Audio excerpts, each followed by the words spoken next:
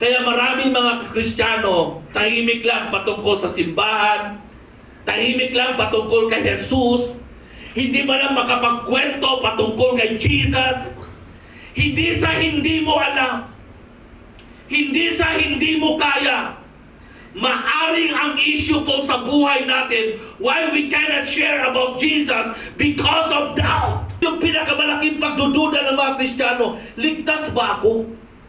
Kaya po yung mga Kristiyanong tahimik, alam na natin ang problema. Nagdududa pa rin sa kanyang kaligtasan, nagdududa pa rin sa Panginoong Jesus, nagdududa pa rin sa kapangyarihan ng Diyos. Yung pagdududa niya ay naging mas malaki pa sa pagtitiwala niya.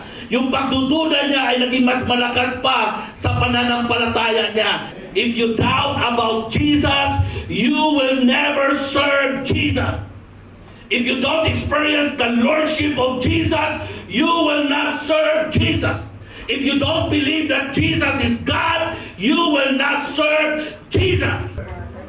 Kaya walang mga taong nakakilala kay Lord kasi yung mga nakakilala kay Lord nagdududa pa rin. Baka kilala mo lang si Jesus as your healer, as your savior, as your lover. Pero alam nyo ba mga kaibigan kung sino talaga si Jesus? Before He is our Savior, before He is our healer, before He is our hope, Jesus is Lord.